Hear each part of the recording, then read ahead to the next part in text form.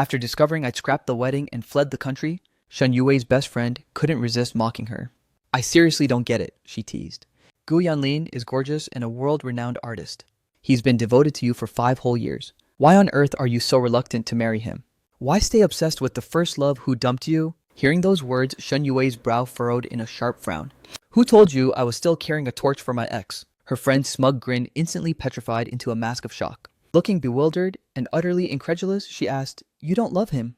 You literally ditched your own engagement party for him. You even took a blade to the chest to protect him, sacrificing your hand, the most vital tool for your career. It was glaringly obvious to every single witness that Shen Yui's devotion to her first love had crossed the line. Simply claiming they were just friends was a lie.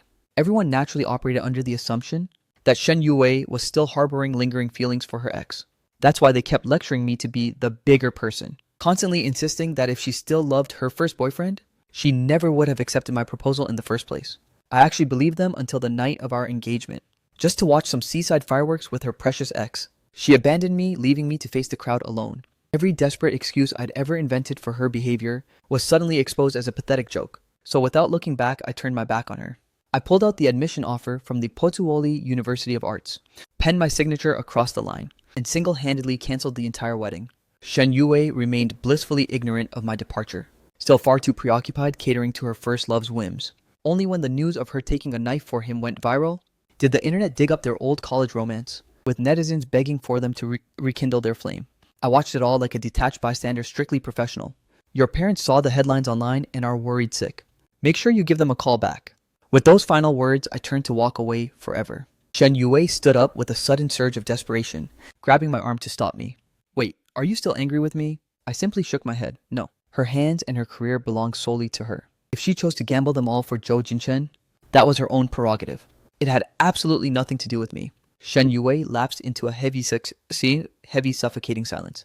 So, she finally asked, what date should we postpone the wedding to? Hearing her, a specific date instinctively escaped my lips. The 3rd of next month.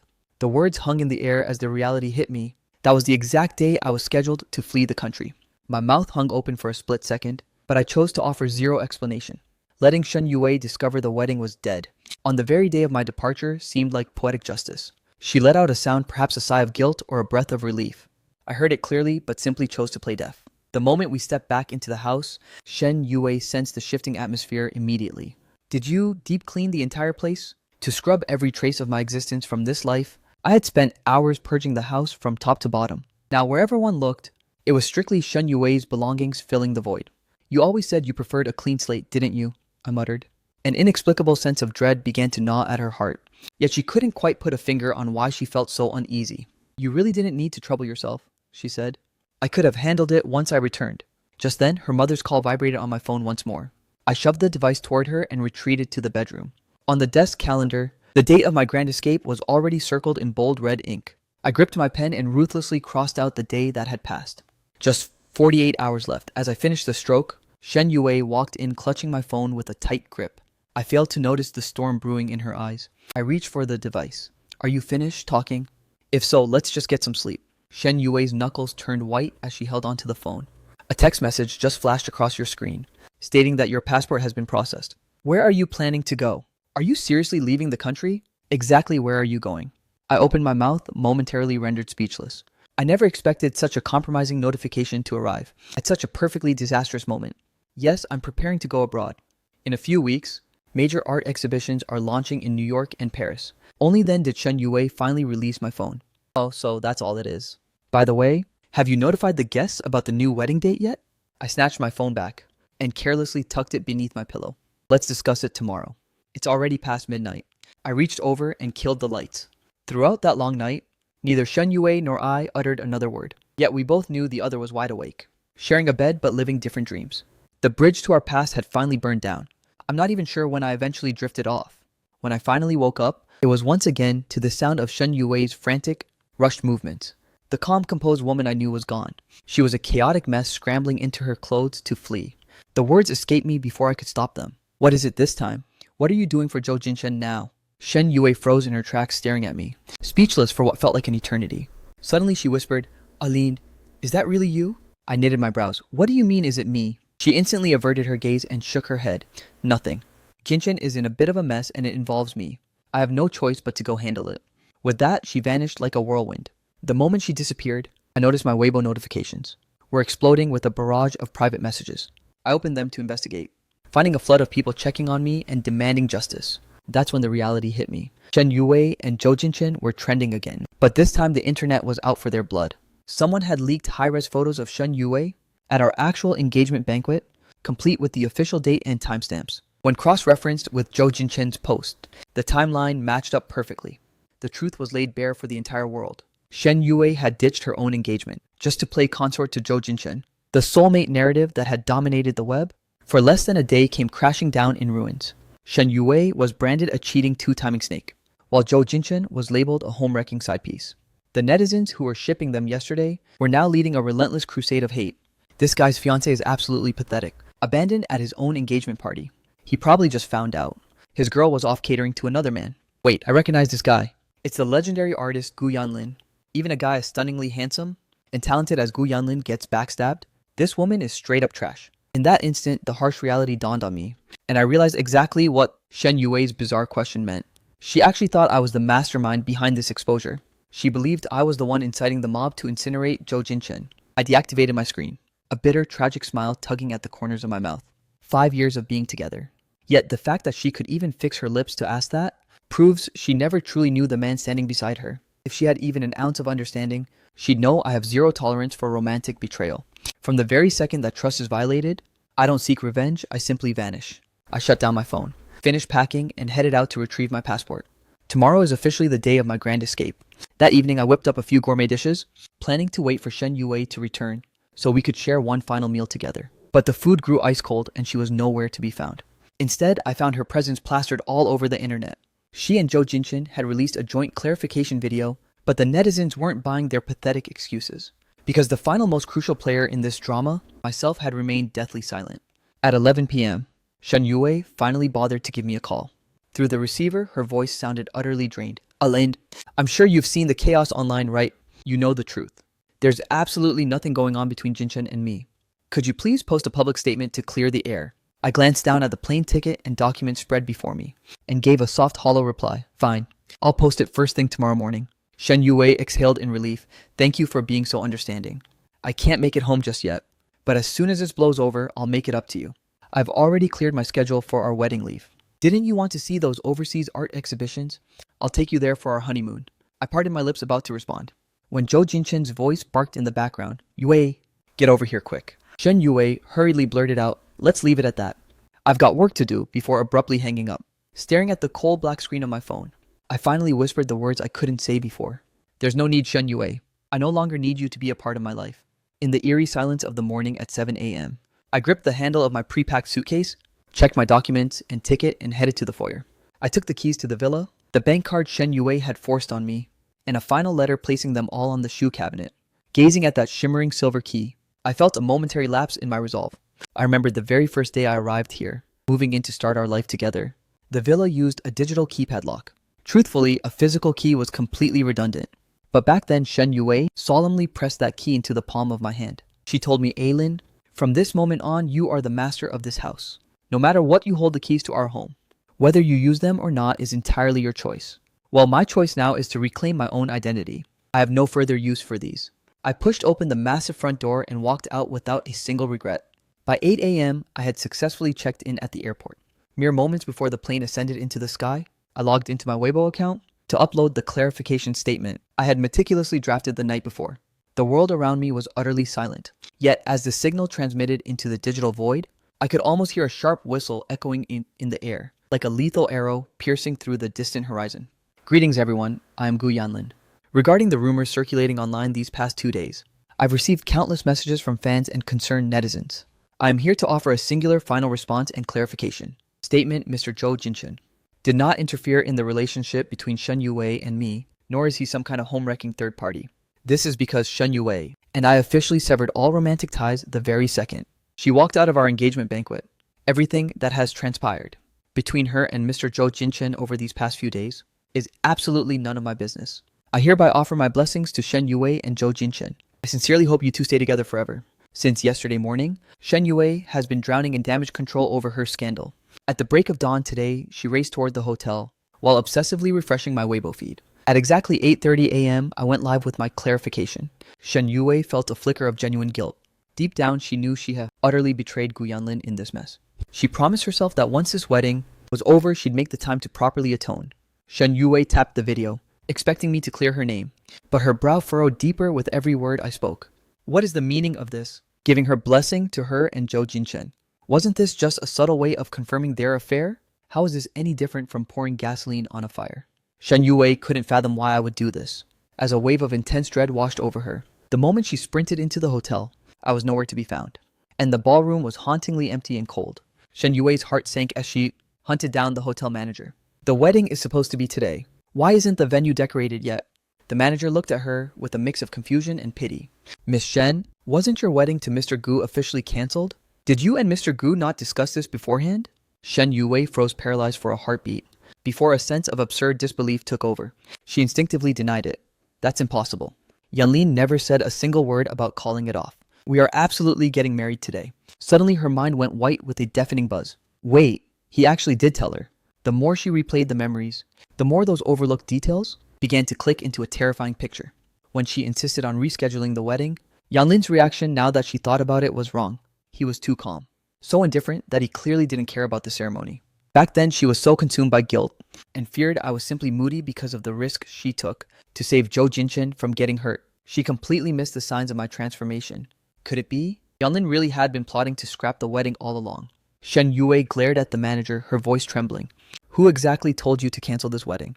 And when was this decided? The manager replied in a hushed, cautious tone. It was Mr. Gu, ma'am, on the very night of your engagement ceremony. Shen Yue's expression grew increasingly petrified. And he didn't make a follow-up reservation? The manager shook his head. No, he didn't.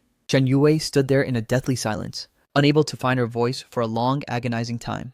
Inside, it felt as if a violent, raging storm had swept through her soul, leaving nothing but wreckage. Panicking, she whipped out her phone to call me, but I didn't answer, and then my phone went dead.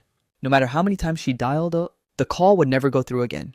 Before Shen Yue could process the rejection, the hotel entrance began to buzz with activity. The guests were starting to arrive one by one. As they stepped through the grand hotel doors, they were met with a desolate scene that left them stunned. What on earth is going on? Isn't this supposed to be a 5-star venue? Why is the wedding setup so pathetic and bare? The manager turned to Shen Yue with a stern look. Miss Shen, this situation is damaging our hotel's elite reputation. I need you to handle your personal crisis immediately. Otherwise, I'll be forced to summon security. Shen Yue's parents arrived shortly after, staring at their daughter in confusion. Yue? What's happening? Where is the groom? Where is Guan Lin? Shen Yue finally seemed to snap back to reality, her voice cracking as she choked out, the wedding is off. The crowd erupted into a chaotic chatter. What is wrong with you? Are you just playing games with everyone's time? First the engagement, now the wedding, it's on, then it's off. Yue, you're 30 years old now. Marriage is a monumental life event, not some game of house for children. This is ridiculous. We can't just loiter at the hotel entrance forever. What's the actual plan here? Shen Yue stood paralyzed in the center of the mob, surrounded by a cacophony of accusations and demands. The thought suddenly struck her on the engagement night. Had I been forced to face this humiliation all alone? Knowing my parents had already passed away, the guests were mostly her relatives and close inner circle. The scene I faced must have been 1,000 times more humiliating. Shen Yue stared at the chaotic, roaring mob before her, her head throbbing with a splitting migraine. Her only instinct now was to hunt me down. For once, Shen Yue felt a suffocating wave of panic. Mom, Dad, please handle this mess. I have to find Aylin.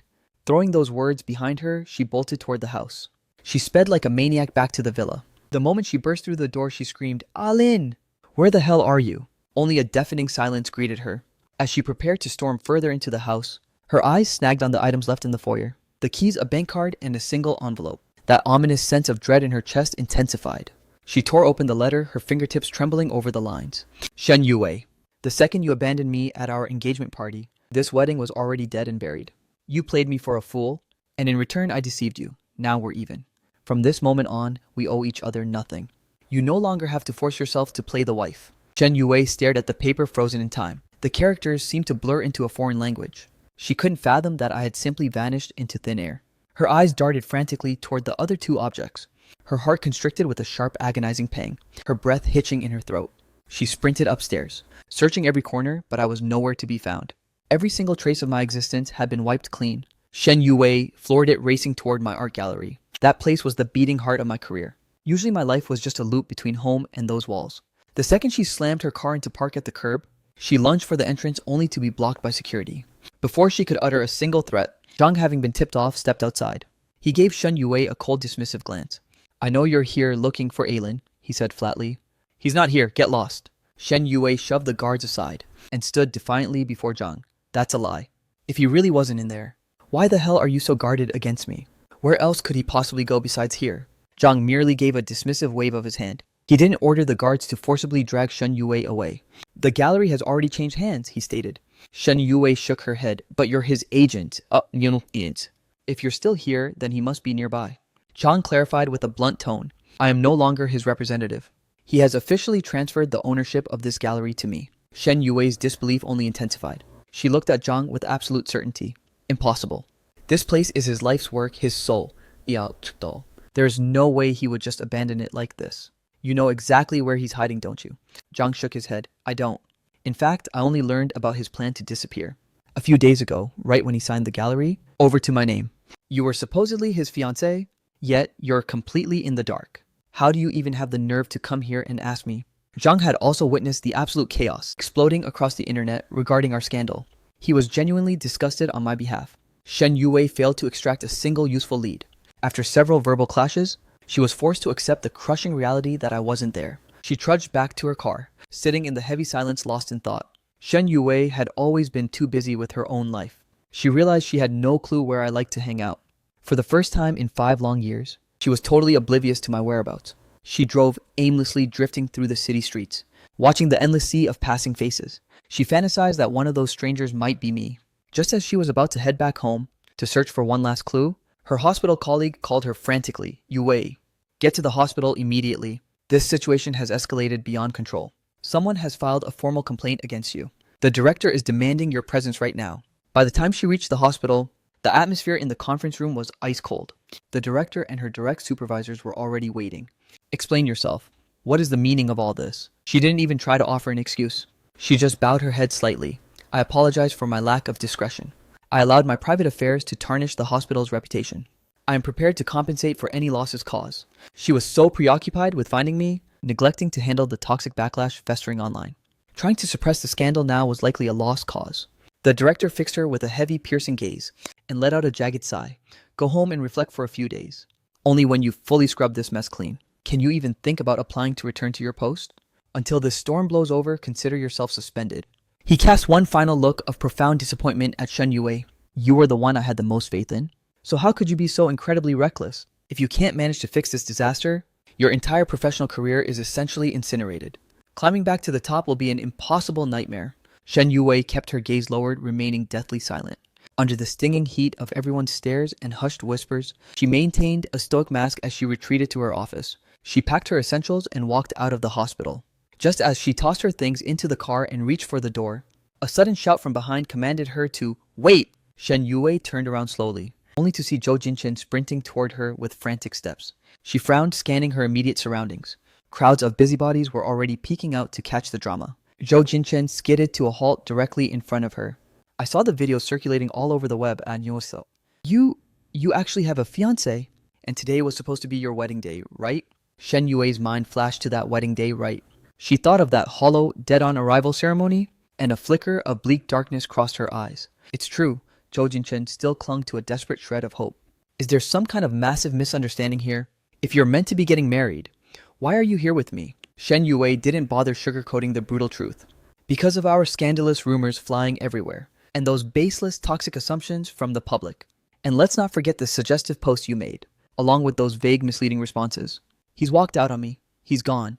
Of course I know the ultimate blame lies with me, so I have absolutely no right to point fingers at you. Therefore, I'm asking you to stay the hell away from me. Only yesterday afternoon did Shen Yue realize that her past history with Zhou Jinchen had become the internet's favorite new obsession. Naturally, she had seen Zhou Jinchen's public statements and the absolute chaos brewing in his comment section. She wasn't a fool. She knew the score. She knew if I had gone through with marrying her right now, I would have been slaughtered by the court of public opinion. Shen Yue didn't want me to shoulder the crushing weight of a scandal that had nothing to do with me. But since the wedding was scheduled to start today, any further postponement was absolutely out of the question. Therefore, she had less than half a day to extinguish this fire. That was the sole reason she didn't return home last night. Otherwise, she might have stood a fighting chance. At sensing something was wrong, and stopping me before I vanished forever, Zhou Jinshan's lips twitched into a bitter smirk. And what about me? What do I represent in your life? Am I really just the homewrecker the world says I am? Shen Yue shook her head slowly. You aren't. We are merely ordinary colleagues. Zhou Jinshan let out a scoff of pure disbelief. You're this devoted to a mere colleague.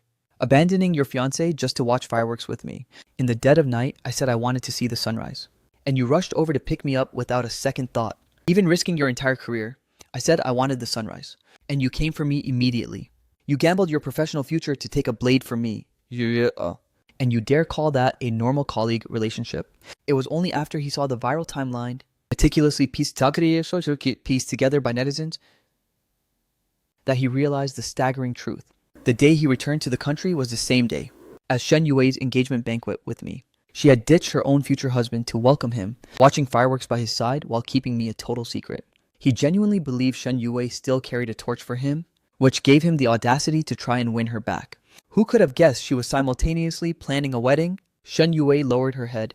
I'm sorry, Jinshan, but I truly never harbored any intention of taking things further with you again. Whatever we had died a long time ago. If I led you on, then that's entirely my fault. Zhou Jinshan's voice trembled with pure rage. Shen Yue, you're pathetic. With that final insult, he spun around and stormed off. Shen Yue felt the suffocating weight of the stares from all sides. The judgment in their eyes was sharp as a blade slicing to the bone. She retreated to the villa, but the sight of the lifeless, empty house hit her with a wave of agonizing panic and stinging pain. She wandered into the master bedroom, staring at the remnants, her eyes stinging with a sudden, uncontrollable urge to cry. Zhou Jinshan's haunting question suddenly echoed in her mind. Why did she keep abandoning me for him, time after time? Shen Yue herself was lost, unable to grasp what she was thinking. What was it that she truly desired? She was certain she would only ever walk down the aisle with me. No one else had ever crossed her mind. But the truth was, the moment she began orchestrating the wedding, everyone around her offered their empty, rigid congratulations. All they did was nag her about being 30 already, pressuring her to hurry up and have children, staring at my face brimming with excitement and hope. Hearing them nag that she was already 30 and needed to rush into motherhood, as she gazed at my vibrant, anticipation-filled expression, she suddenly felt a surge of cold feet. Many people believed they knew the truth, assuming she and Zhou Jinshan split solely because he went abroad, thinking she couldn't stomach a long-distance relationship. But that wasn't it. When Zhou Jinshan sought a better future overseas, she was entirely supportive of his ambition. She had even meticulously helped him with his applications. On the eve of his departure, Zhou Jinshan asked her, "Do you really want me to leave? Won't you miss me at all?" She replied with a chilling nonchalance, "Not really. Long distance is still a relationship. It makes no difference. Just stay focused on your studies, and don't waste time being distracted." Shen Yue could no longer recall Zhou Jinshan's exact response, only that his expression had turned incredibly bizarre. The next day, as she prepared to drive him to the airport, she was blindsided by a breakup text. Shen Yue was utterly baffled. Everything seemed fine yesterday, so why this sudden split? Desperate for closure, she went to Zhou Jinshan's dormitory entrance to wait for him, determined to get a real answer. But the sky broke into a torrential downpour, and after hours of waiting, he never showed his face. Only later did she discover the truth. Zhou Jinshan had slipped out through the side exit long ago. Back in her room, she received one final message. "It's not about the distance. It's because you have no idea how to actually love someone. I don't feel a shred of affection from you. Even while together, you were so polite and distant. In a long-distance setup, wouldn't we just become strangers who never meet? I've already given you far too much of my time. I'm waiting for you to learn how to actually love someone, but it's clear you're simply incapable of it. Since that's the case, I'm done wasting my life on you. Let's just call it quits and move on." Shen Yue spent an entire day obsessing over every single moment of her romance with Zhou Jinshan, searching for exactly where things went sideways. She even meticulously documented her thoughts, yet she still failed to see what she had done wrong. Whatever Zhou Jinshan wanted to do, she tagged along. Whatever he wanted to buy, she swiped her card. She treated him with nothing but absolute respect. She couldn't fathom which part of her performance was lacking. However, she didn't dwell on the heartbreak for long. After all, her medical studies were far too demanding. And just like that, Shen Yue's first love became a closed chapter. Then at 25, her path finally crossed with mine. Under the weight of my persistent pursuit, she agreed to be my girl. After meeting me, Shen Yue could feel a glaringly obvious shift. She couldn't quite put it into words, but having me by her side brought her an uncanny peace. Her mood would instantly brighten in my presence. It was a sensation worlds apart from what she felt with Zhou Jinshan. I wore my heart on my sleeve, confessing my love boldly. Shen Yue often thought I was a bit too extra, yet part of her found it incredibly refreshing. At the very least, It was the first time she actually heard the thumping of her own heart. In that fleeting second, she didn't do what she usually did. She didn't instinctively start analyzing the external physiological triggers, causing her heart rate to spike so violently. She finally abandoned her ironclad logic and came to a crystal clear realization. So this is what it's like to truly fall for someone. Her heartbeat was truly being puppeted by my every move and word. Shen Yue was certain that she was deeply in love with me, but she was also painfully aware that I was the one carrying the entire weight of our relationship. I was always the one catering to her every whim. She feared that if I ever woke up one day and regretted it, or if I, much like Zhou Jinchen, realized she wasn't the goddess I imagined, would I also walk away with such cold, brutal finality? Leave her with that same heartless resolution? Shen Yue couldn't stomach that kind of ending.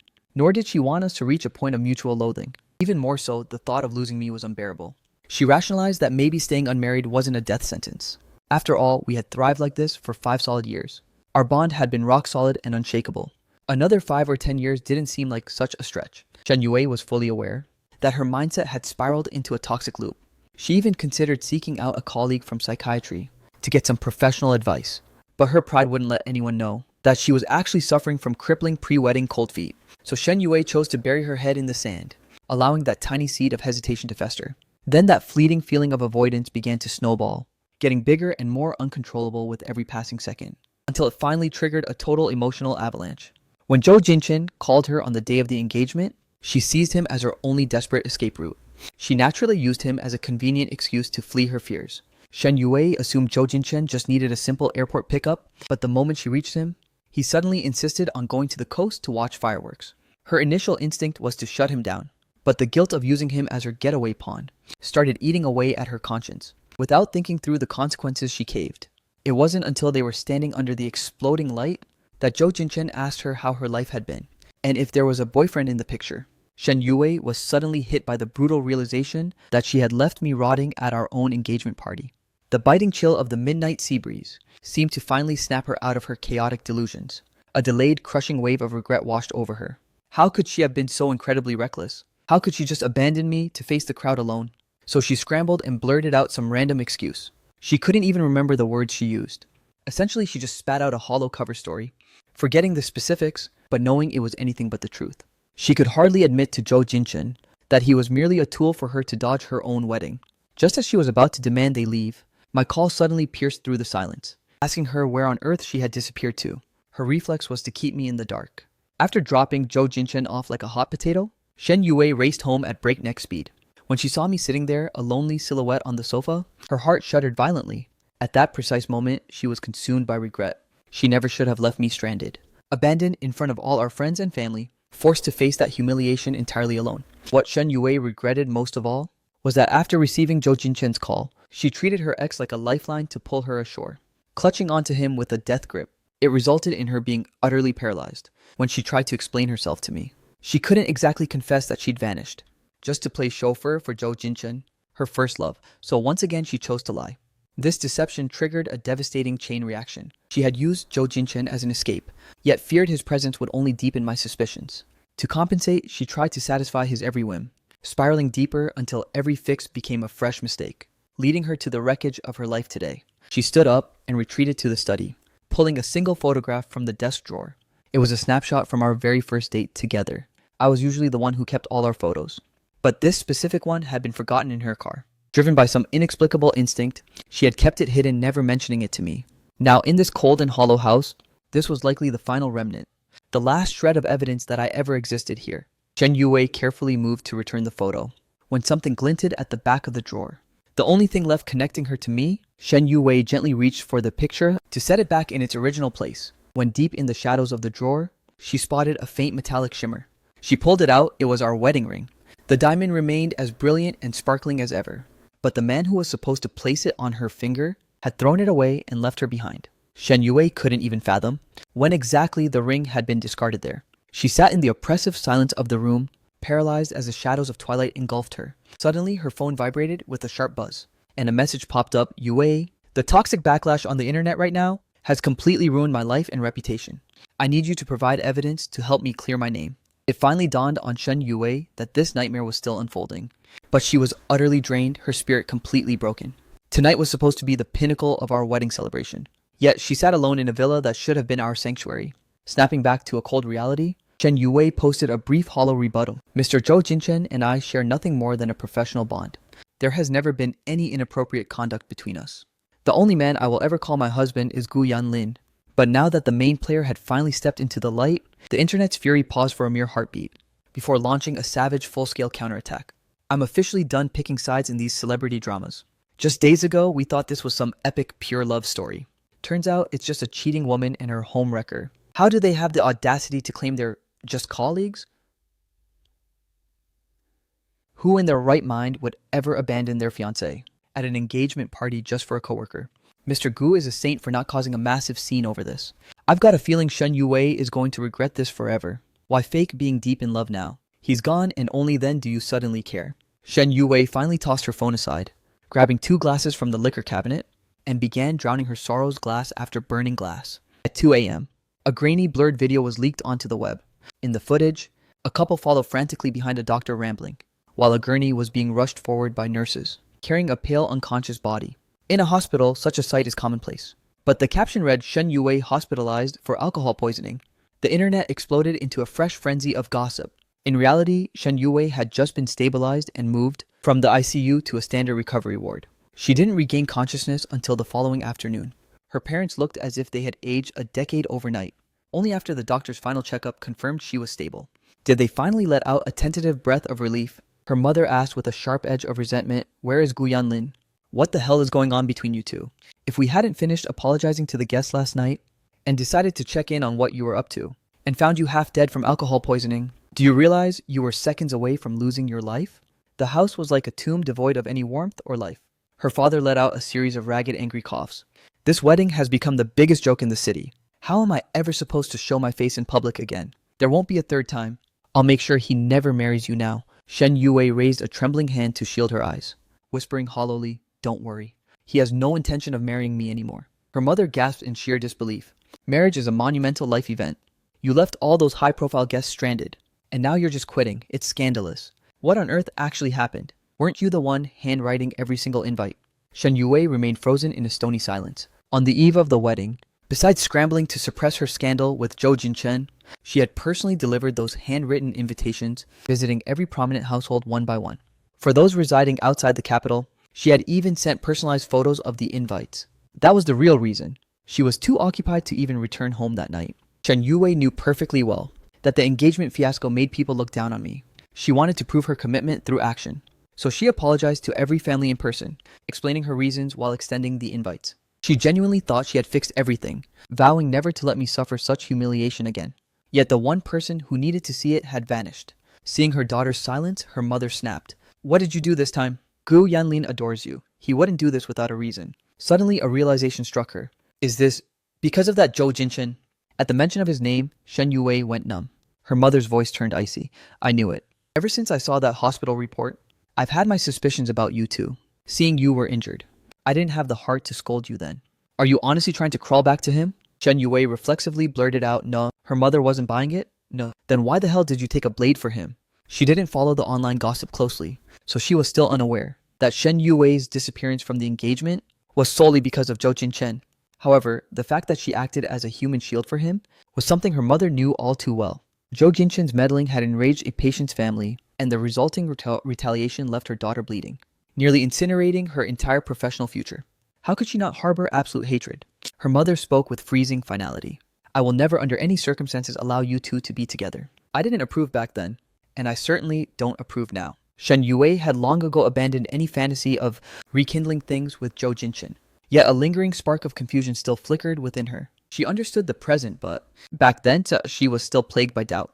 Setting the current chaos aside, why were they so dissatisfied with him back then? He was top tier in every single category. In fact, before she even had the chance to bring him home to meet them, her parents had somehow already discovered their secret, instantly demanding she break things off. Her mother let out a cold snort. "To spare your feelings, your father and I have kept our mouths shut until now. The day after you two went public with your relationship, his parents showed up at our doorstep demanding a massive dowry. Your father and I endured it, merely offering advice while you were dating. We were incredibly reasonable not to intervene sooner. And don't get upset because I'm being blunt, but his mother is a true manipulative nightmare. If our family wed into a mess like that, we'd be dragged straight into the gutter. This isn't about elitism. Just look at Guan Lin. He was an orphan with nothing to his name. Yet we never breathed a single word of complaint.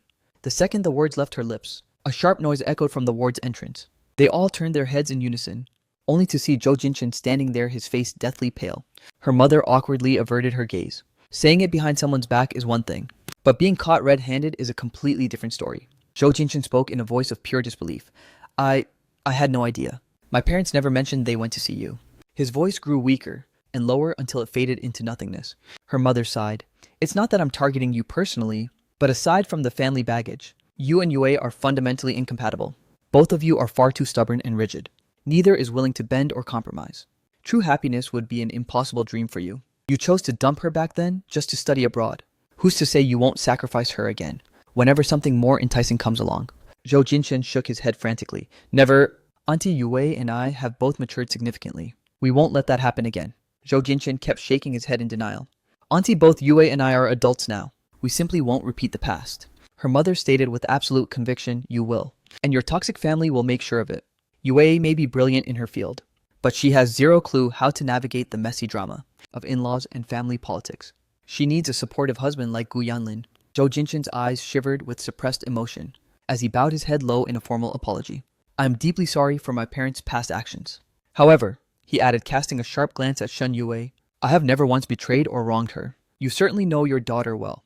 And yes, she is meticulously considerate in every way. But the woman is fundamentally incapable of love. She treats everyone with that same clinical distance. I've looked into this Guan Lin you keep praising. Do you honestly believe they were a perfect match? The only reason it worked was because he coddled her, worshipping the very ground she walked on. Shen Yue stared at the bickering trio, her voice a ragged low whisper. Everyone get out. I need some damn peace and quiet. A few moments later, she was the sole occupant left in the sterile hospital room. Shen Yue's fingers tightened into trembling fists as she buried her face in her hands. An uncontrollable broken sob finally escaped her throat.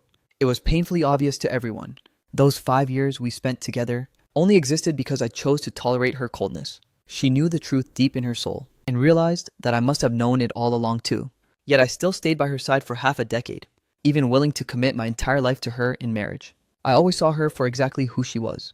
Loving her until the bitter end was a choice I made to embrace and accept every single one of her glaring flaws. She should have realized this so much sooner. Instead of letting her petty anxieties colonize and sabotage her every thought, choosing cowardice and escape over the man who loved her, why did she let those pointless anxieties fester, effectively pushing me away with her own hands? We were on the absolute cusp of marriage, one single step away from forever, and she was the one who incinerated it all. Scalding tears cascaded onto the hospital sheets, leaving behind a trail of damp, bitter stains. Shen Yue had always been the queen of stoicism. She had never shed a tear for anything in her life. She never believed anything was worth crying over. Problems were meant to be solved, not cried about. But now the crushing regret of losing me, the sheer panic and the hollow aimlessness converged, and sobbing became the only way to vent her broken soul. Shen Yue refused to let our story end in a missed connection. There were too many agonizing misunderstandings to clarify. Together, we still had a mountain of promises left unfulfilled. 3 years later, Shen Yue walked into her office with an ice-cold expression. In the span of 3 short years, she had transformed into the capital's elite tech mogul. After the toxic scandal with Zhou Jinshan finally died down, the hospital offered to reinstate her position, but Shen Yue chose to turn her back on medicine. She plunged headfirst into the cutthroat business world, leveraging every resource her father possessed to conquer the medical technology sector she knew so well. Over the past 3 years, she evolved from a delusional bookworm mocked by rivals into the formidable and widely respected CEO Shen. But even this level of power wasn't enough. She needed to reach an even loftier peak, just so I could see her clearly from wherever I was. The massive screen in her office was broadcasting the news. Shen Yue's brow furrowed in annoyance. She grabbed the remote to kill the feed, when a specific headline suddenly froze her heart. Massive landslide reported in the mountains north of Berlin. A professor from the Berlin University of the Arts, along with his wife, have vanished while scouting locations. Status unknown, life or death uncertain. Search teams have only recovered a few scattered personal items. Shen Yue stared paralyzed at the giant screen. Her gaze was locked onto the high-definition broadcast, where a sketchpad half buried under the frozen snow bore the intricate drawing of a blooming camellia. The veins of the petals were etched with chaotic detail, but upon closer look, they formed a single hidden name. In her ears, she could almost hear a cheerful, yet slightly boastful voice echoing once more. Shen Yue, take a good look at my drawing board. Do you notice anything different about it? Look closer. This camellia flower, my dad carved it for me when he was bored in the ward. My name is hidden right there on it. See, doesn't it look like the character for Gu? The news broadcast on the television had already automatically skipped to the next story. But Shen Yui's mind was stuck tracing over and over. That crudely carved camellia with its messy craftsmanship. There wasn't another one like it in the entire world. The missing teacher was an artist. Shen Yue bolted upright and sprinted toward the door. Her assistant walked in balancing a fresh cup of coffee. CEO Shen, your meeting starts in 30 minutes. Cancel it, Shen Yue barked with absolute authority. And book me a flight immediately. The earliest one available. Destination Berlin. The plane touched down at Berlin-Brandenburg Airport. The moment she landed, Shen Yue sped toward the disaster site. As they neared the heart of the mountains, the driver became increasingly cautious on the treacherous roads. Shen Yue's anxiety reached a fever pitch. Finally arriving at the site of the massive landslide, she lunged out of the car before it even fully stopped. The danger zone was already cordoned off with yellow tape. The terrain was still unstable and shifting. The rescue teams were forced to suspend their operations. They could only wait for the falling rocks to cease. Shen Yue was blocked at the perimeter. Faced with the mandatory halt in the search, Shen Yue was barred from entering the wreckage. Standing beside her were the sobbing families of the missing. She scanned the list of the disappeared, and my photograph was pinned right there staring back at her. Her legs turned to lead bucking beneath her weight as she struggled just to keep herself upright. Before arriving, she had clung to the desperate hope that it was all a coincidence. It had already been 48 hours since the collapse. If any more time was wasted, the chances of finding anyone alive would plummet to zero. Everyone had come here merely to admire the scenery. No one was equipped with emergency supplies. Shen Yue couldn't accept me dying so close by, while she stood there utterly powerless to save me. A bystander fluent in English suddenly spoke up. This afternoon, when things stabilized for a moment, the rescue squad managed to locate someone, trapped near the mouth of a cavern. But unfortunately, he trailed off shaking his head. You should go check if it's the person you're looking for. Shen Yue moved like a ghost, unaware of how she even managed to reach that clinical tent, or how she convinced the guards to let her identify the body. The moment she reached to peel back the white shroud, her heart lunged into her throat. Only upon seeing a completely unfamiliar face did her soul finally find a shred of relief. Yet her pulse continued to hammer against her ribs. If she waited any longer, death would surely claim the next victim without mercy. She marched straight toward the search and rescue team, promising to sign any legal waiver they had, accepting full responsibility for her own life or death. She pleaded for entry into the forbidden zone to save him. But no matter how desperately she bargained, the authorities refused to budge an inch. Shen Yue stared blankly at the colossal wreckage of the collapsed mountain range, the blood in her veins turning to ice inch by agonizing inch. Where was Guan Lin? How was she supposed to find him in this abyss? Finally, as the icy dread continued to paralyze her very core, searching for any sign of Guan Lin's whereabouts, wondering how she could possibly reach him. Finally, as the clock struck 3 a.m., the mountain finally ceased its deadly crumbling. The terrain had reached a fragile state of stability. The rescuers decided to launch another desperate attempt. After making a barrage of high-stakes promises, Shen Yue was finally granted permission to join the squad. They scoured the valley for 3 grueling hours. Other team members had rotated out 3 times already, yet she alone refused to quit until the bitter end. The team lead turned to her and asked, "Who's in there? What makes him worth all this?" Shen Yue's exposed skin was a roadmap of bloody gashes from the jagged branches, her hands stained with dirt and dried gore. She braved the biting gale and whispered, "My soulmate, the man who was supposed to be my husband."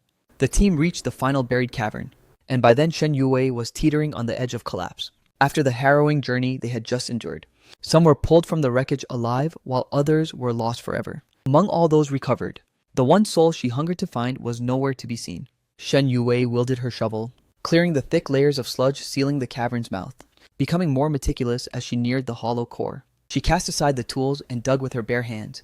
The jagged, unyielding stones tore through her gloves and shredded her knuckles. But she was numb to the agony driven by a primal need to keep digging. Finally, the blockage vanished, revealing the pitch-black yawning void of the interior. Her heart racing with adrenaline, she lunged forward to search. But after only 2 staggering steps, a wave of violent vertigo sent her crashing to the earth. Faint cries of alarm from the crew echoed in her fading hearing. Shen Yue struggled, her eyes locked onto the dark entrance. She hadn't seen him yet. She hadn't confirmed if I was safe and breathing. She absolutely refused to succumb to the darkness now. A delicate mist began to fall from the sky, the fine droplets stinging her skin with a needle-like chill. And then, consumed by a mountain of regret, she blacked out. When she finally regained consciousness, Berlin was already fading. After a brief moment of disoriented fog, she scrambled off the hospital bed and bolted for the exit. She nearly collided with a nurse entering the room. "How long was I out?" she demanded, her voice rasping. The nurse replied, 2 full days. "You've woken up much sooner than our doctors anticipated." Shen Yue's eyes were clouded with pure, unadulterated dread. The people trapped in the mountain, were they all saved? The nurse nodded solemnly. They've all been extracted. However, I am deeply sorry. Several of them showed no vital signs upon recovery. Shen Yui's breath hitched. That male professor? Do we know where he is? I'm so sorry, but I don't have that information. Without another word, Shen Yue offered a frantic nod of thanks and sprinted toward the central nursing station. Before she could even utter a single question, her gaze locked onto a figure in the waiting area, across the main lobby. The man she had agonized over day and night was standing right there, a faint gentle smile playing upon his lips. Shen Yue's legs felt like lead for a heartbeat, before she broke into a desperate run toward me. Finally, she threw her arms around my waist. I finally found you. As for me, held tight in her trembling embrace, I was utterly stunned. What on earth was Shen Yue doing here? She was still clad in her hospital gown. I reached out to push her away, but she held onto me with a death grip. She was like a heavy, unyielding lock, firmly imprisoning me in her embrace. Shen Yue let go. Instead of obeying, she dug her fingers in, clinging even tighter. I won't. If I let go, you'll just vanish again. Do you have any idea how long I've searched for you? She spoke with the frantic relief of a disaster survivor, her voice trembling with pure raw gratitude. Thank God you're safe. Before she could finish, a hand clamped onto her shoulder from behind, forcibly prying our bodies apart. Shen Yue shot a freezing, icy glare at the woman, standing before her, a blonde, blue-eyed foreigner. Just as she was about to demand an explanation, that news headline flashed through her mind. The professor and his wife have both gone missing. Shen Yue hadn't even begun to recover, and this sudden exertion right after waking up made her ghostly pale complexion look even more ghastly. A faint bitter smile tugged at her lips, but the coldness in her eyes remained absolute. Lin, who is she? Some new friend you've picked up? I didn't give her the satisfaction of an answer, turning instead to Kelly. Are you all right? I asked. She shook her head. I'm fine. As Shen Yue watched our intimate exchange, her fists tightened until her knuckles turned white. She refused to believe that I had actually moved on and married. Ignoring the storm of emotions on Shen Yue's face, I looked at Kelly with an apologetic expression. I have some urgent business to handle. You'll have to pick up the prescription by yourself. Let's regroup at the hospital entrance. After those few brief clinical words, I led Shen Yue away from the chaotic, bustling waiting hall and into a deserted, silent corridor. I fixed my gaze on her. What are you doing here? Shen Yue finally tore her eyes away from Kelly, the lingering frost in her gaze still visible as she looked at me. But in the blink of an eye, the icy stare thawed into a look of warmth. Lin, it's been a long time. I traveled all this way just for you. Please, just come back home with me. I've missed you so desperately these past few years. As she spoke, a faint rosy flush crept up her neck, and she awkwardly averted her gaze as if bashful. I replied with chilling indifference, I'm not going back with you. She looked away, seemingly unable to face me, but I remained cold. I won't be returning with you. You should pack your bags and leave as soon as possible. Shen Yue's expression instantly froze, staring at me in pure disbelief. But why? Did you actually get married? Is it to that foreigner from earlier? I shot her a sidelong glance, unable to hold back. Technically, you're the foreigner here? After I moved to Berlin 3 years ago for work, I never gave up on the dream of establishing my own private art studio. This time, while out scouting for inspiration, we ended up trapped together inside that cavern. From the start, Kelly and I had planned to camp there for several days, with more than enough supplies on hand. We waited safely and calmly for the rescue team. However, Kelly took a few hits while protecting me during the collapse, sustaining some minor superficial injuries. She's my assistant, nothing more. I was just accompanying her to the pharmacy after her checkup, when Shen Yue suddenly blindsided me with that hug, rambling on and on with a million different things. Kelly actually understands a bit of Chinese, and I had no desire for my staff to find out that I had once been in such a pathetic one-sided relationship. That was the only reason I dragged Shen Yue away. Upon hearing my explanation, the tension on Shen Yue's face eased slightly, yet her eyes shimmered with a desperate sense of pleading. Yanlin, I never consented to calling off our engagement. I've been waiting all this time for you to come home and marry me. I slowly shook my head, stating with absolute finality, it's over, Shen Yue. There will be no wedding between us. We didn't even make it through the engagement party, remember? Since we were only dating, I don't exactly need your permission to walk away. Shen Yue's face drained of all color, her entire body swaying as if she might collapse. The reason that engagement ended in a total disaster rested entirely on her own shoulders. This was a catastrophe of her own making, and now she had no choice but to swallow this bitter pill. But how? How could you discard our feelings so quickly? Every sin and mistake she committed now leaves her with no choice but to swallow this bitter fruit. But how could you just discard 5 years of our lives so casually? 5 whole years. I refuse to believe you've moved on this easily. I let out a dry, cynical laugh. What else was I supposed to do? Waste my life overthinking and drowning in secret tears? If that's all, I'm leaving. With that, I pivoted and headed toward the hospital entrance. Kelly was already there, prescription in hand, waiting for me. Just as I yanked the car door open to slide inside, Shen Yue sprinted over, desperately trying to block my path. Before I could utter a word, Kelly lunged forward, shielding me like a bodyguard. In her broken, choppy Chinese, she warned Shen Yue to back off, or else things were going to get ugly. Watching Shen Yue's entire aura grow increasingly dark and predatory, and realizing we were causing a scene at the hospital entrance, I had no choice but to tell Kelly to head home first. I didn't want her getting bullied by Shen Yue while she was still injured. Then I shoved Shen Yue aside and growled, "Stop making a spectacle of yourself at a hospital. I've already made myself crystal clear. In case you forgot, we are completely finished." Shen Yue snapped back, "I told you I never agreed to that. That was just a one-sided breakup on your part." I shrugged with total apathy. "It's just a breakup. Since when do I need your permission for that? It's not like we were actually married." Shen Yue was speechless. If I hadn't let my confusion ruin everything, we would have walked down that aisle years ago. We might have even had a child by now. I didn't even bother acknowledging her delusions. My only goal was to get home. After being trapped in that pitch-black cave for so long, and enduring endless police questioning after the rescue, I was desperate for sleep. Yet Shen Yue continued her relentless babbling. "I can explain everything about Zhou Jinchen. I never had any intention of getting back with him. You've got me all wrong. I never once regretted the decision to marry you. I just had a sudden, crippling fear of commitment. I was terrified that I would let you down. Scared that one day you'd regret choosing me." Then, on the very day of our engagement, Zhou Jinchen messaged me to pick him up. I honestly didn't care who it was at that moment. I was simply desperate for an excuse. Any excuse to temporarily escape the weight of marriage. While she scrambled to explain herself, her gaze drifted downward toward the nearby flower bed. Even to her own ears, such a reason sounded utterly pathetic, which is precisely why she had never breathed a word of it to anyone. "Did you really think I was going to crawl back to Zhou Jinchen? Did you truly believe I still harbored feelings for him? The history between me and Zhou Jinchen was never as deep or romantic as the rumors suggested.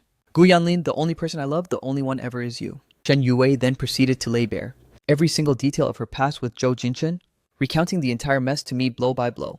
As I listened to her confession, the only conclusion I could draw was that these were two people who had no clue what love was. They had stumbled blindly into a relationship and just as mindlessly let it fall apart. That so-called epic first love of theirs was nothing more than a fantasy romanticized by outsiders, fueled by the fact that their status and looks seemed like a match. Once Shen Yue finished, she fell into a heavy, brooding silence.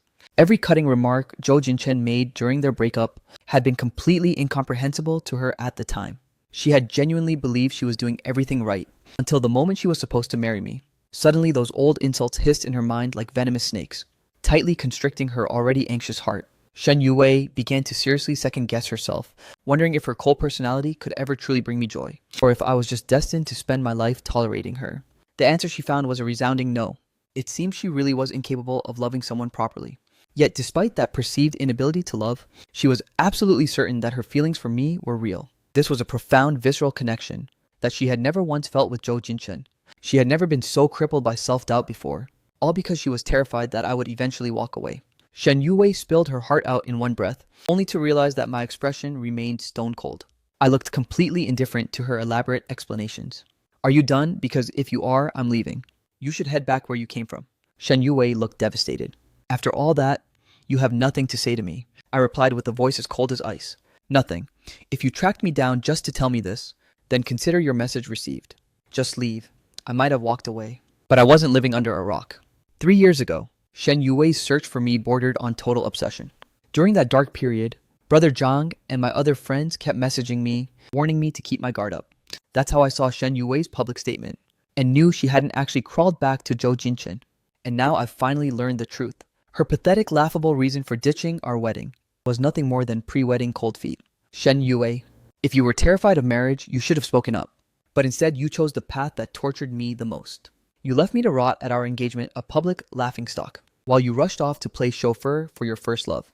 You know exactly how much mockery I endured, don't you? Shen Yue's voice cracked as she whispered, "I'm so sorry." I cut her off instantly. "If you're truly sorry, then stay the hell away from me. Stop sabotaging the life I've built." Shen Yue, it took everything I had to finally find this stability. I don't want you showing up and ruining it. Having said my piece, I turned to walk away, but her voice suddenly chased after me. I turned my back on her to leave. Yet she blurted out, "Are you really married?" I remained silent. Of course I wasn't married, but she didn't deserve an explanation.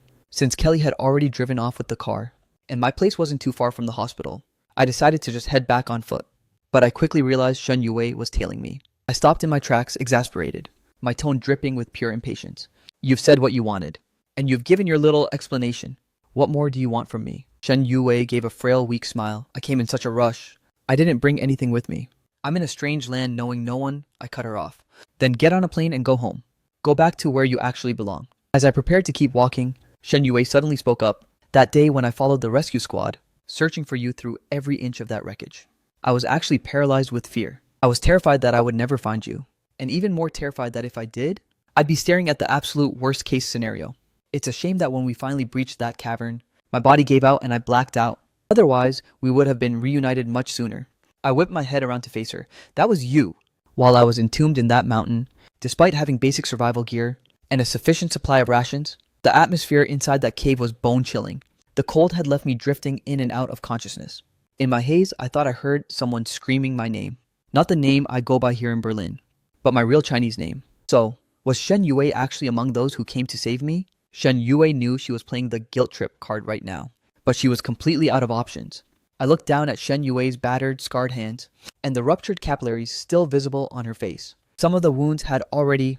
I stared at Shen Yue's mangled, blood-streaked hands, and the lingering exhaustion etched into her features. Scabs had already begun to form over her injuries.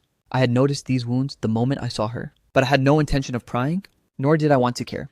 But now I took a sharp, jagged breath and pivoted back toward the hospital entrance. Shen Yue hurried after me, whispering, "What's wrong? Are you feeling unwell somewhere? You were trapped in that cave for so long. Even if there aren't any visible bruises on the outside, the internal trauma could be catastrophic. You need a comprehensive medical evaluation." I shot her a freezing glare. "Shut up." Shen Yue immediately killed her rambling. Her eyes filled with a hollow sadness. "I'm just scared you're hurt. I didn't mean to control you." Zhou Jinchen once claimed that she constantly made executive decisions without consulting him, always assuming she knew what was best, regardless of whether he actually wanted it or not. I suppose I'm the same. Shen Yue didn't say another word. She followed every single one of my instructions perfectly. She was so submissive, acting as if as long as I stayed in her sight, she would willingly agree to any demand I made.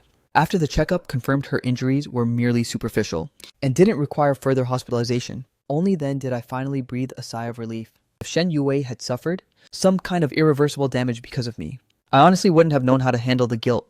I stared at her hands, which were covered in lacerations, feeling a surge of irritation mixed with a strange gnawing worry. I turned and walked toward the small table in the ward, reaching for the thermal carafe. "You used to treat those hands like priceless treasures, and now you're just throwing them away." A faint smile actually played across Shen Yue's lips, uncharacteristically bright and radiant. "Lin, are you actually worried about me?" "Don't worry, I'm not a surgeon anymore. Whether my hands are scarred doesn't really matter now." The motion of pouring the hot water froze midway. That's right, Shen Yue wasn't a doctor anymore. I had heard the news from Brother Zhang long ago. She had resigned 3 years ago to enter the business world. I couldn't imagine how grueling it must have been for an academic like her to pivot into cutthroat commerce. I had simply heard that she was thriving, that her new ventures were expanding rapidly. Brilliant people tend to succeed no matter the field. Back when I first heard the gossip, besides a fleeting sense of regret that the medical world had lost such a gifted doctor, I didn't pay much attention to it. Until this very second. I was witnessing it with my own eyes. The woman who once guarded her hands with such meticulous, fearful precision now stood there completely indifferent to her own injuries. I couldn't help but mumble the question, "Shen Yue, aren't you afraid you'll live to regret this?" She looked deep into my eyes, her gaze unwavering. "I'm not. As long as I saved you, these hands being ruined is a small price to pay." I stared back at her, momentarily dazed by her intensity. But then a bitter memory flashed through my mind. She had also been willing to gamble her entire career once before, just to protect Zhou Jinchen. To her, this was just another rescue mission for an ex-lover. This wasn't the first time she had played the hero. Shen Yue might be an absolute failure as a girlfriend, but she truly was a decent human being, except for her inability to untangle her messy emotions. The spark of sympathy in my heart turned to ice instantly, averting my gaze. I coldly handed her the glass of warm water. Restoring my senses, I adopted a polite clinical distance. "Tell me what kind of reward you're looking for. If it's within my power, I'll make it happen." Shen Yue fought to suppress a surge of uncontrollable fury. "Guan Lin, do you really have nothing else to say to me? Like, I want to hear you tell me you love me. You promised me once. You said that whenever I wanted to hear it, you would say it to me at any moment." I stared at her, my lips curling into a dry smirk. "But I don't love you anymore. Why would you take a promise made by a man in love seriously?" A dull ache throbbed in Shen Yue's chest. "Why shouldn't I?" I cut her off. "Your promises were dirt cheap. Just like mine, they aren't worth a damn thing now." I stopped caring about whatever expression Shen Yue was making, simply asking, The doctor said you're clear to leave. But you still need to be monitored. Where's your hotel? Silence. Shen Yue didn't utter a word. I shot her a confused, questioning look. You didn't book one? She nodded slowly, whispering, I saw the news. And I was so terrified for you that I didn't have time. When I said I came unprepared, I wasn't lying. My head began to throb with a dull buzzing pain. I couldn't tell if she was being genuine or if this was another calculated move. Regardless, I had to find a place for her to stay. No matter her motives, she did save my life. I owed her that much. I pulled out my phone and scrolled through nearby hotels, only for her to reject every single one. Too cramped. Not enough natural light. I hate high floors. My vertigo is acting up. That place looks filthy. Absolutely not. I snapped my phone shut and glared at her with icy eyes. Then just tell me which hotel you actually want. I'll book the damn room for you. She edged closer to me with cautious steps, giving a soft fake cough. Wouldn't it be easier if I stayed with you? It's convenient and saves money. I stared at her in pure shock. I never imagined the day would come when I'd hear such a pathetic excuse from Shen Yue's lips. Absolutely not. Shen Yue's face turned stony and indifferent once more. She just stood there staring me down. After several rounds of back and forth bickering, we reached a stalemate as she stared me down, remaining stubbornly silent. After a heated tug of war, we finally compromised. I secured a hotel room for her right near my apartment. Later that night, just as I was about to crawl into bed, a persistent rhythmic pounding echoed from my front door. I swung it open, only to find Shen Yue standing there, clad in the exact set of pajamas I had just purchased for her earlier that afternoon. I blocked the threshold, summoning every ounce of patience to ask what she wanted now. Shen Yue looked pathetic. There's no climate control, and it's freezing tonight. In Berlin, even during the peak of summer, the nights are crisp. It's true that many local hotels don't bother with AC units. I sighed heavily. It's barely early autumn. It shouldn't be nearly cold enough to complain. If you're shivering, just call the front desk for more blankets. Shen Yue's brow furrowed, with a look of pure unadulterated disgust. They're filthy. I refused to touch hotel linens. My patience finally hit its absolute breaking point. Looking back, I can't believe how much I used to tolerate.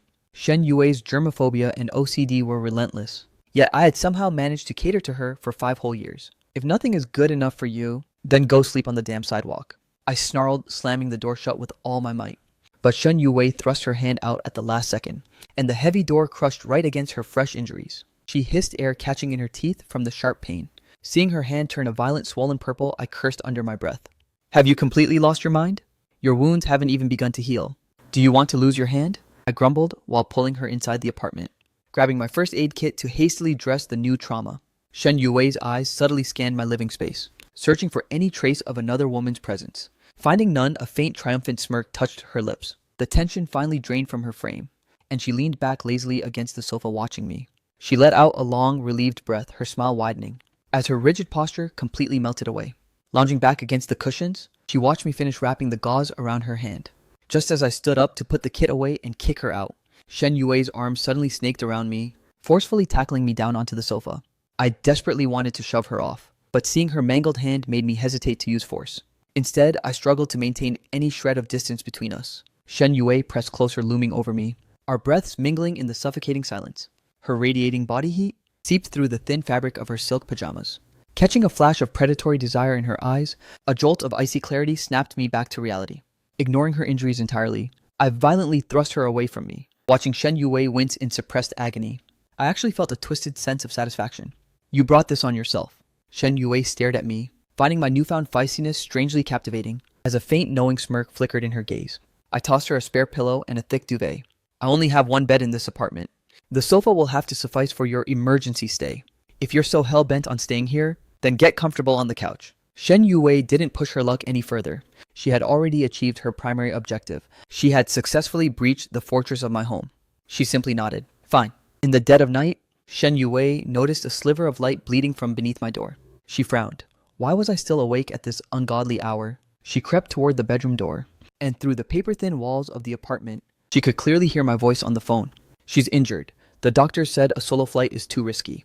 She needs an escort, but I have zero intention of being the one to take her back. I won't give her any more delusional ideas. Just notify her parents. Have them send someone to fetch her. Thanks for the help.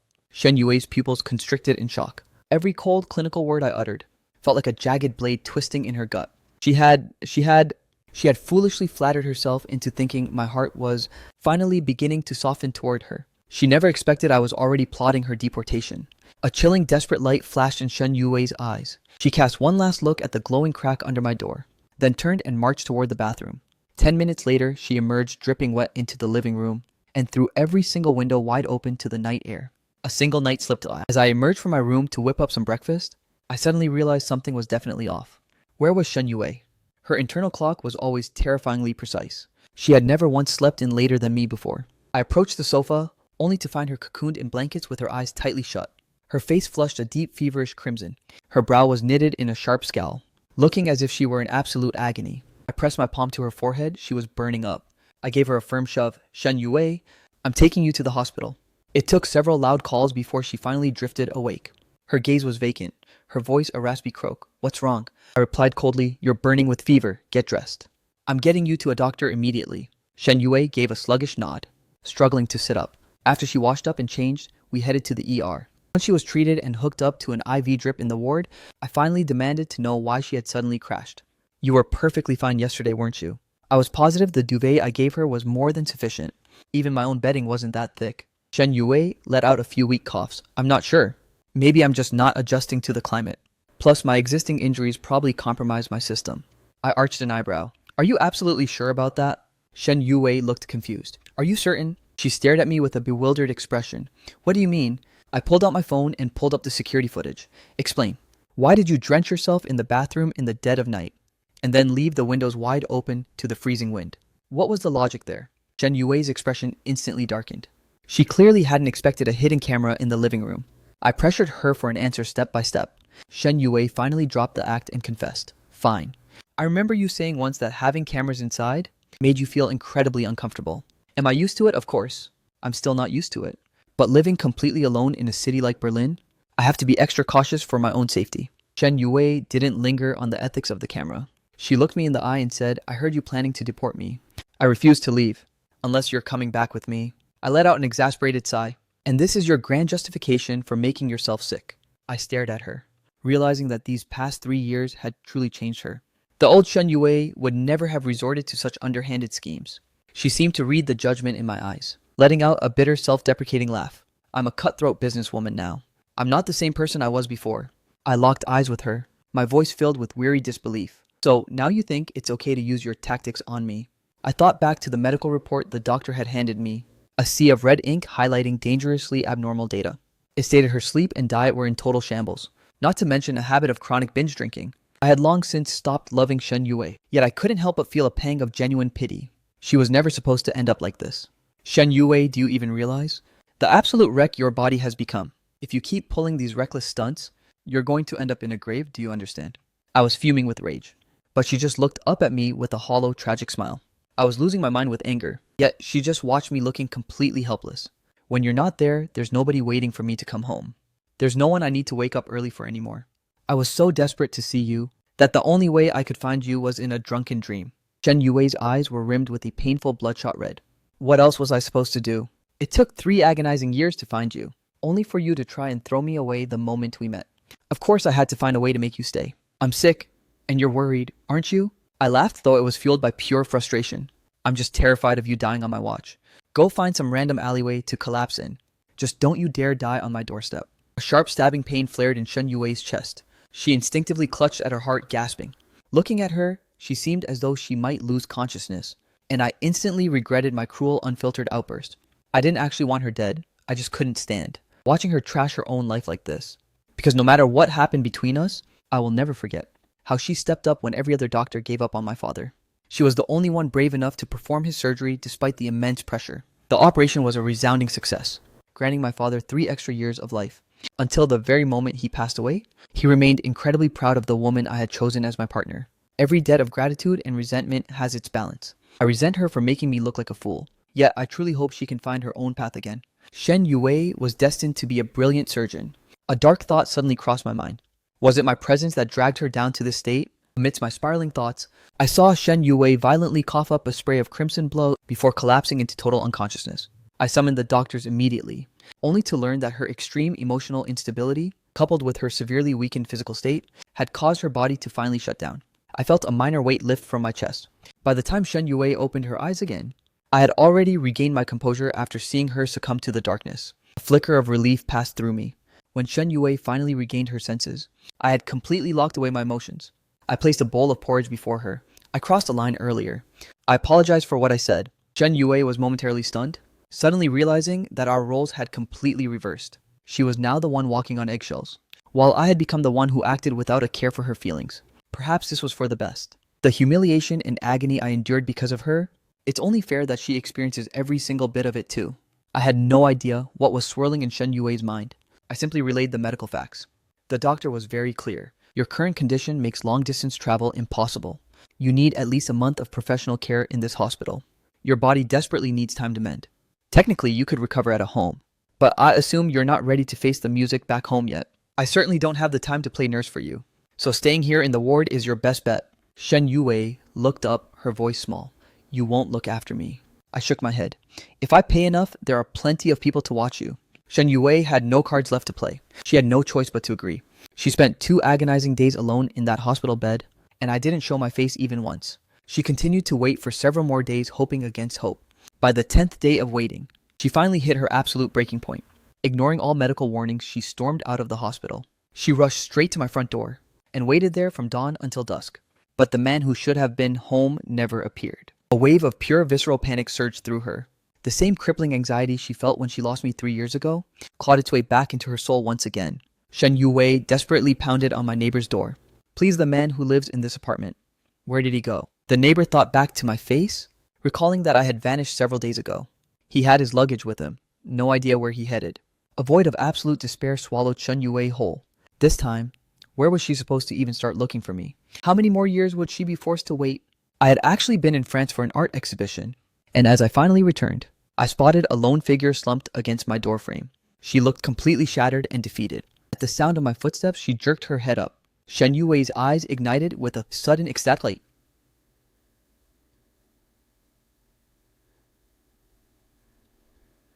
I got it, Chelsea.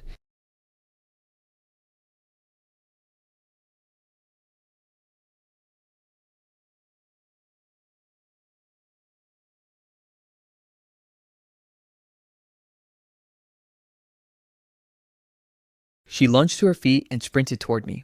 Before I could even react, she had her arms locked around my waist. Shen Yue buried her face deep into my chest, her voice trembling. I finally found you. I thought you had abandoned me all over again. Exhausted from my travels, I had zero energy left to deal with her drama. I reached down and pried her off me.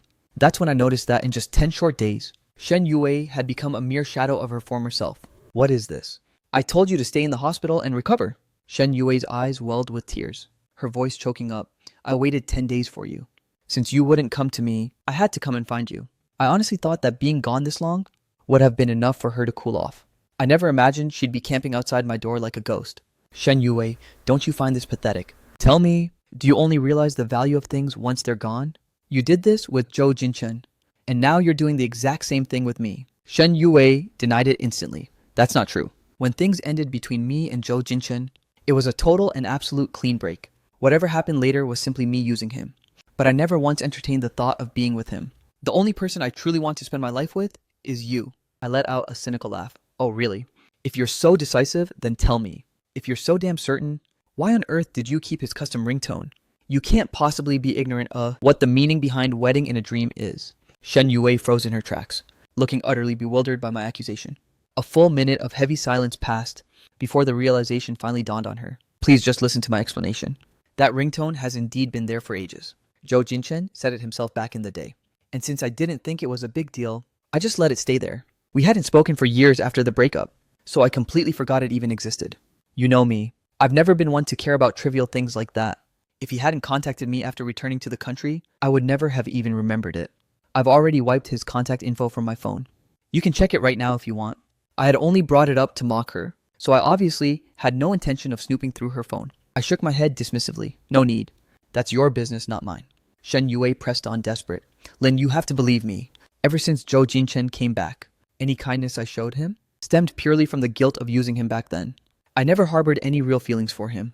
I gave a half-hearted nod. I have things to do. Since you're refusing to recover in the hospital, then I'm officially washing my hands of you. I stashed my luggage freshened up and immediately headed over to my studio. Shen Yue didn't take the hint. Instead, she shadowed me all the way to my workspace. The street is public property, so I ignored her until we reached the entrance, where I firmly barred her from entering. This studio belongs to me, and I'm the one who calls the shots here. ignoring her expression of utter disbelief, mixed with a pathetic cocktail of sorrow and pleading. I shut the door in her face without feeling a single spark of emotion. By the time I finished my meeting and saw her state, I had already slammed the door shut with total indifference. Once my meeting finally concluded, Shen Yue was still standing stubbornly at the entrance, drawing a massive amount of unwanted attention. Kelly shot me a worried, questioning glance. Do you want me to help you kick her out of here? I shook my head dismissively. Just ignore her. Let's keep moving. Over the next several days, Shen Yue became a permanent fixture, showing up at my doorstep every morning without fail. Rain or shine, she trailed me to work like a ghost. Just as I was about to issue a final eviction notice, my phone rang with a completely unexpected caller. Shen's mother had somehow managed to track down my private phone number. She pleaded through the line, Lin, it's Yue's father. He suffered a sudden massive heart attack. Please convince her to come back home immediately. Scarcely a second after I hung up, Shen Yue appeared at my studio entrance once again, her face etched with deep exhaustion. Lin, I have to return home for a while. Will you please come back with me? I flatly refused. I can't. Send my regards to your parents, though. Shen Yue froze. You already knew. I nodded slowly. Your mother just called me. She began to explain with a frantic look in her eyes. I swear I didn't give her your number. I knew that. I was actually the one who reached out to her mother first. Though initially, my only goal was to get them to drag Shen Yue away. It was only after learning how critical the situation was that I abandoned my original plan to force her out. As for her father's dire condition, why her mother felt the need to contact me was likely because she assumed we'd eventually reconcile. She wanted me to act as her daughter's support system. After all, the whole world knew how obsessed I used to be with her, so they naturally took it for granted. That as long as Shen Yue was willing to look back, I would be waiting there to forgive everything. But I refused to fall into the same trap twice. Finally, Shen Yue left. I knew she believed I would eventually cave and forgive her, but I'm never making that same mistake again. Shen Yue departed, and I knew she was desperate for me to follow her back. As for the motive, she likely shared the same plan as her mother, get me home first, and then slowly manipulate me into staying there forever. I initially considered that her parents had always treated me quite well, so paying them a visit seemed like the right thing to do. But then reality snapped back into focus. The devotion I showered upon Shen Yue all those years had more than paid them back. I had already settled that debt of gratitude tenfold. I don't owe that family a single thing anymore, and there's absolutely no reason to stay entangled in their lives. Meanwhile, Shen Yue rushed back to the hospital exhausted from her travels, only to find her father sitting up in his hospital bed, suffering from nothing more than a minor lingering cough. Her expression turned thunderous. Mom, Dad? What on earth are you two trying to pull? Her mother scanned the hallway behind her, her face falling when she saw I wasn't there. Why didn't he fly back with you? You chased him all that way and stayed by his side for weeks. The misunderstandings have been cleared up, so surely his anger should have simmered down by now. He still hasn't agreed to take you back. That's impossible. Guan Lin was so obsessed with you. Your father and I saw it with our own eyes. Shen Yue clutched her head as a migraine set in. Mom just said stop. She was just relieved that I hadn't actually followed her back. Otherwise, she wouldn't even know how to begin explaining this deception. Her mother let out a heavy, weary sigh. You're 33 now. How can your father and I not worry? If it's really hopeless, then just give up on Guan Lin. We've let you run wild for 3 years already. It's crystal clear now that he has no intention of marrying you. Why keep begging for more humiliation? With your status, you could have any man you want out there. Shen Yue remained deathly silent. After letting her parents vent their frustrations, she finally spoke with cold resolve. I will never marry anyone else. Once she confirmed her father was perfectly fine, it was all a ruse. She made a frantic pit stop at her house. She packed her essentials and immediately headed back to Berlin. There were only 7 days left until our anniversary, the very date we had originally set for our wedding day. While Shen Yue was desperately racing back to Germany, I was thousands of miles away in Berlin, encountering a guest I never expected to see again. I stepped out of my studio and led the man to a nearby cafe to sit down. Mr. Zhou, what could possibly bring you all the way here to see me? Sitting across from me, Zhou Jinchen took a slow sip of his coffee. Forgive me, I overheard the conversation between Shen's parents, and that's how I managed to track down your location. But there really are some things I need to tell you personally. Otherwise, my conscience will never let me rest. I cast a puzzled, skeptical glance toward him. Go ahead. Zhou Jinchen set down his coffee cup, his face etched with deep, sincere regret. I've owed you this apology for a very long time. I wanted to say this to you years ago, but then you suddenly vanished without a trace. Whether you choose to believe me or not, Shen Yue and I were never actually together. But it's true that you two suffered because of the misunderstandings I caused. I'm sorry. He then shifted the topic, his voice dropping. I used to believe that for someone like Shen Yue, in this entire lifetime, she'd never truly learned how to love another person. She only knew how to be considerate in her own detached way, treating you no differently than one of her hospital patients. But during these past 3 years, I watched her resign, start a business from scratch, and scour every corner of the earth just to find you. As long as there was even a whisper of your whereabouts. No matter how fake the lead, she would drop everything to go. Guan Lin, she seems to genuinely love you now. She's finally learned the true meaning of love. She lets your emotions affect her own. She only truly feels like a living, breathing human when she's near you. I realize now that whether it was in the past or the present, I could never even hope to compete with you. Back then or right now, I'm simply no match for the place you hold in her heart. Zhou Jinshan's eyes grew increasingly bloodshot as he spoke. Shen Yue is a remarkable woman. She's meticulous, thoughtful, and knows how to take care of people. I broke up with her in a fit of rage back then, and every single day in exile abroad I was consumed by regret. I couldn't help but cut him off mid-sentence. So what exactly is the point of telling me all this now? Are you seriously playing advocate for Shen Yue?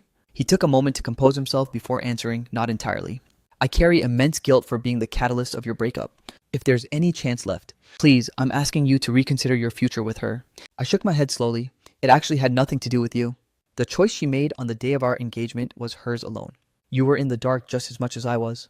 If she truly loved me enough, and if she were as thoughtful as you claim, she never would have pulled a stunt like that. Besides the fact that you all kept me in the dark proves something, doesn't it? It's living proof that she never actually gave a damn about me. Zhou Jinshan opened his mouth to protest. But in the end, he found himself utterly speechless. Zhou Jinshan divulged everything about their past and the present. Shen Yue had indeed purged every single way to contact him. Because of the shadow Zhou Jinshan cast, she never even stepped foot back in that hospital where she once worked. If Shen's parents hadn't intervened this time, Zhou Jinshan likely would have never found the opportunity to stand before me and deliver this confession. The coffee was drained, and the conversation had reached its natural end. Zhou Jinshan rose to take his leave. Just as I was about to bid him farewell, Shen Yue came marching through the entrance. The moment she spotted Zhou Jinshan, she lunged forward, shielding me with a look of pure hostility. What the hell are you doing here? Zhou Jinshan looked visibly stung by her tone. He forced a bitter smile and muttered, I was helping you out, so chill. Shen Yue didn't buy it. He forced another pained smirk. I was putting in a good word for you. Why the hostility? Still suspicious, Shen Yue whipped around to face me. What did he say to you? Don't believe a single word he says. I cut her off with a flat tone. He was urging me to get back with you. The words hit her like a physical blow, silencing her instantly. What? I repeated it clearly. He suggested I reconsider being with you. Shen Yue glanced between me and Zhou Jinshan, trying to decipher the truth behind this surreal scene. Zhou Jinshan turned to walk away. I've said my piece. Whatever happens between you two is none of my business now. Shen Yue looked at me with a flicker of desperate hope. Then, what do you think of his suggestion? She didn't have time to process Zhou Jinshan's motives. She was only starving for my final answer. I stared at her as I drifted back into the fragments of my memory. Shen Yue was perfect, at least up until that disastrous engagement banquet. I had spent years convinced that she truly cherished me. She was cold by nature, yet her actions were always so attentive. Whenever I reached out to her for help, she would always treat my requests with the utmost seriousness, if not for everything that went down afterward. I honestly believed we would have been happy for an eternity. I valued that relationship far too much back then. I cherished it so deeply that I couldn't tolerate a single flaw. So when Shen Yue committed those betrayals, her entire image in my mind utterly shattered beyond repair. I replied with cold indifference, never. Shen Yue looked crushed, but she didn't utter another word. I assumed this would be the definitive end of it. She has her own path to walk, and as long as I remain a brick wall of rejection, Shen Yue will eventually give up the ghost. But I never anticipated she would orchestrate a full-blown proposal. On the very day that used to be our anniversary, inside the Western restaurant I frequent most, Shen Yue got down on one knee to propose again. Lin, there are so many regrets from that day. Back in our old haunt, Shen Yue pleaded for my hand once more. Lin, the past is littered with regrets and misunderstandings. But please, let's start over from scratch. This time, I promise I won't let you down. And I'll never leave you waiting in the shadows alone again. In her hand was our original engagement ring, and she stared up at me with eyes full of desperate hope. I gave her my final unfiltered answer. Shen Yue, my answer is no. No matter what you do, the answer will always be no. Stop wasting your energy on this lost cause. The color drained from Shen Yue's face instantly. She forced a brittle smile. Not even a ghost of a chance? I stood up to leave, giving her nothing. Before she could speak, she suddenly lunged toward me with a panicked expression. Watch out! Before I could even process what was happening. The air was filled with the deafening crash of shattering glass. The champagne tower had been violently knocked over. Shen Yue shielded my body, pulling me safely to the side. When the dust finally settled, I noticed several deep gashes sliced into her arm. Blood was already blooming through the fabric of her sleeve. I rushed her to the hospital without a second thought. As I watched the doctor pluck glass shards from her flesh, I could almost feel the phantom sting of her pain. Seeing her try to comfort me despite her own agony, I finally spoke up. Shen Yue, I actually believe that you truly love me now. Her eyes lit up with a spark of hope. But before she could say a word, I delivered the killing blow. However, I have absolutely no desire to fall into the exact same trap twice. I'm not sure I'd be able to crawl back out a second time. I truly didn't know what else to say. Shen Yue had risked her life twice to save me. I'm deeply grateful for what you did both then and now. But honestly, it feels like a heavy burden. She seemed to read the conflict written on my face and whispered, "Don't let it weigh on you. It was my own choice to protect you." Shen Yue, pushing her battered frame to its limits, steeled herself and asked me one last time, "Is there truly not a single shred of a chance left?" After a long, heavy silence, I replied, "I'm sorry." She let out a hollow, bitter laugh. "I understand." I couldn't quite decipher the look in her eyes, but I sensed that something inside her had finally shifted. Shen Yue took a step back, creating a distance, looking both utterly devastated and strangely at peace. "I guess it's really over, isn't it? No matter what I sacrifice for you, you'll never let me back into your heart. Am I right?" She averted her gaze, unable to look me in the eye, her voice cracking with a sharp edge. "I get it now. I won't intrude on your life ever again." I realized then that Shen Yue had finally surrendered. A massive weight lifted off my shoulders.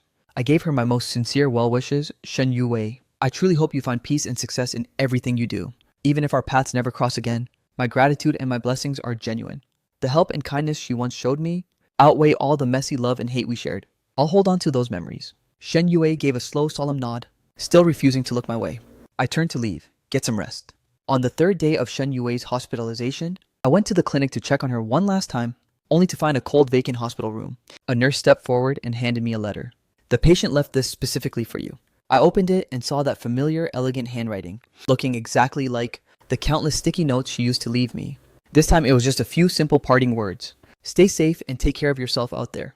If you ever want to come home, just say the word. No matter the time or place, I'll be there to pick you up. Don't worry, there won't be another engagement party." My lips curled into a faint, subtle smirk. I tucked the letter back into its envelope, walked out of the hospital, and tossed it into the trash. I don't need her. I'll make my grand return on my own terms, without needing anyone's help ever again.